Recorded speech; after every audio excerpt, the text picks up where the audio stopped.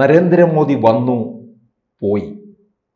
B J പിക്കാർക്ക് മാത്രമല്ല ആവേശം, മുന്നണിയിലുള്ള NDA മുന്നണിയിലുള്ള ഘടകകക്ഷികൾക്ക് പോലും ഇപ്പോൾ വലിയൊരു ആവേശത്തിലാണ്. കാരണം കേരളത്തിൽ വലിയ പ്രതീക്ഷ വെച്ച് പുലർത്തുന്നുണ്ട്. കേന്ദ്രം തന്നെ നേരിട്ട് എത്തി നോക്കുന്ന ഒരിടമാണ് കേരളം. നരേന്ദ്രമോദി ബംഗാളിലും ആസാമിലുമൊക്കെ പോയി പറഞ്ഞു തിരുവനന്തപുരത്ത് കോർപ്പറേഷൻ BJP പിടിച്ചു എന്നുള്ളത് വലിയ സന്തോഷത്തോടെ. നമ്മളെക്കാൾ എത്രയോ അധികം ഇരട്ടി സന്തോഷമാണ് കേന്ദ്ര നേതൃത്വത്തിനുള്ളത്. അപ്പോൾ ഈ ഘടകകക്ഷികളെ മുഴുവൻ ഇപ്പോൾ ചേർത്ത് നിർത്തിക്കൊണ്ടു പോകുമ്പോൾ മൊത്തത്തിൽ ഘടകകക്ഷികളിൽ ഒരു ഉണർവുണ്ടായിരിക്കുകയാണല്ലേ?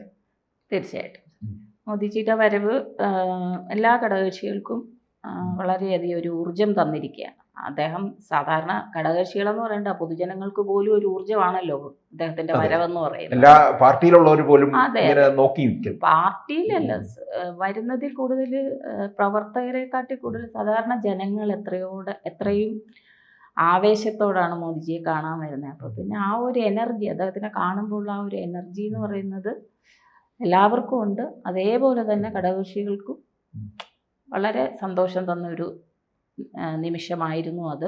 എല്ലാവരും എല്ലാ ഘടകകക്ഷികളുടെയും പ്രസിഡന്റുമാർ വേദിയിലുണ്ടായിരുന്നു.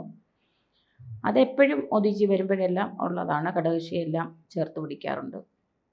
ഇനിയുള്ള അങ്ങോട്ടുള്ള ഇനിയിപ്പോൾ ഇലക്ഷൻ അടുത്ത് വരികയല്ലേ, അപ്പം എന്തായാലും എല്ലാവരും ഒരുമിച്ചുള്ള ഒരു യാത്രയായിരിക്കും തുടർന്ന് അങ്ങോട്ടുള്ളത്. അപ്പോൾ ഈ ഘടകകക്ഷികളുടെ നേതാക്കന്മാരെയൊക്കെ തന്നെ നരേന്ദ്രമോദിയുടെ ഒപ്പം വേദിയിൽ ഉണ്ടായിരുന്നു.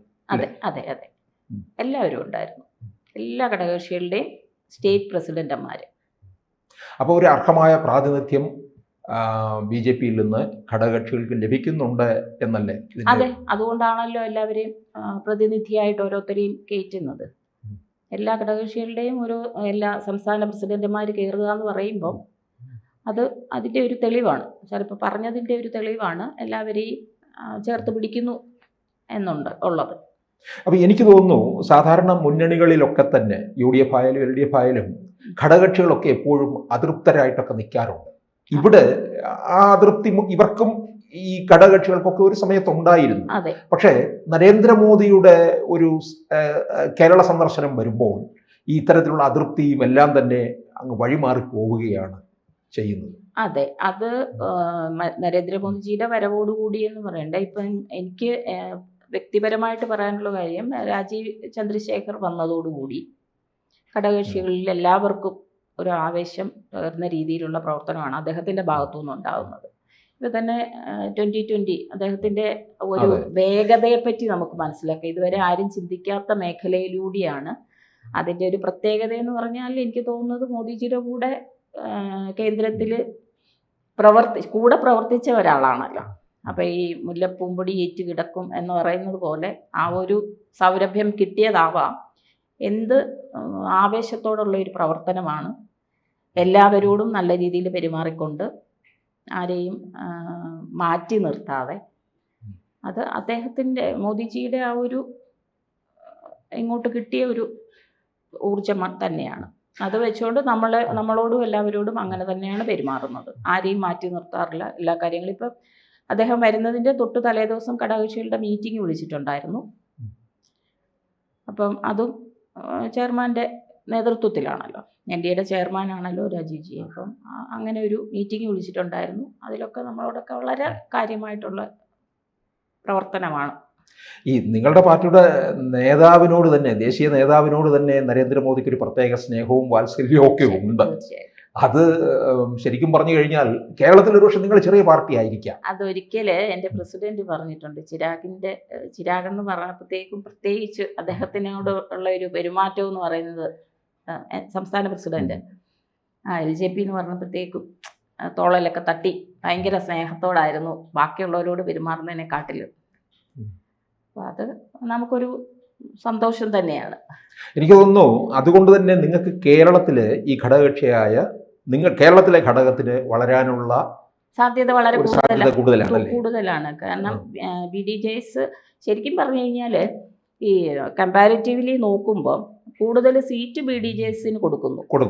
പക്ഷെ അവർ ജയിക്കുന്നതും നമ്മൾക്ക് വളരെ കുറച്ച് സീറ്റ് തന്നിട്ട് നമ്മളൊരു കോർപ്പറേഷൻ പഞ്ചായത്തിലൊരു വാർഡ് മെമ്പറെ ഉണ്ടാക്കുന്നു തമ്മിൽ ആ ഒരു റേഷ്യോ നോക്കുമ്പോൾ മനസ്സിലായില്ലേ സാറിന്? അതിൻ്റെ ആ ഒരു റേഷ്യോ നോക്കുമ്പോൾ നമ്മളാണ് വലിയ പാർട്ടി എന്ന് തന്നെ പറയാം. രണ്ടാം സ്ഥാനം നമുക്ക് തന്നെയാണെന്ന് പറയാം. ദേശീയ തലത്തിൽ നിങ്ങൾ വളരെ ശക്തരാണ്. അതെ, കേരളത്തിലെ കാര്യമാണ് ഞാൻ പറഞ്ഞത്. BDJS സീറ്റ് കൂടുതൽ കൊടുക്കും. അവരെത്ര സീറ്റിൽ ജയിക്കുന്നു, നമുക്ക് വളരെ കുറച്ച് സീറ്റ് തരുന്നു. അപ്പൊ അതിൽ നമ്മൾ എത്ര പേര് ജയിക്കുന്നു, അപ്പൊ ആ ഒരു റേഷ്യോ നോക്കുമ്പോൾ നമ്മൾ തന്നെയാണ് രണ്ടാമത്തെ വലിയ പാർട്ടി കേരളത്തില്. പക്ഷെ എല്ലാവരും ചോദിക്കുക, ഇപ്പൊ പിന്നെ ചോദിക്കാറുണ്ട് ഇങ്ങനെ ഒരു പാർട്ടി ഉണ്ടോ, LJP എന്ന് പറഞ്ഞൊരു പാർട്ടി ഉണ്ടോ എന്ന് ചോദിക്കും. പക്ഷെ ചിരാഗ് പാസ്വാൻ എന്ന് പറഞ്ഞാൽ ചിരാഗിനെ രാംവിലാസ് പാസ്വാൻ എന്നും പറഞ്ഞു കഴിഞ്ഞാൽ എല്ലാവർക്കും മനസ്സിലാവും. പക്ഷെ ഈ പാർട്ടി 2020 രൂപം കൊണ്ട പാർട്ടിയാണ് കേരളത്തില്. അല്ല, മൊത്തത്തില് ദേശീയ തലത്തില് പാസ്വാൻജി രൂപം കൊടുത്ത പാർട്ടി. ആ സമയം തന്നെ കേരളത്തിൽ രൂപീകൃതമായോ?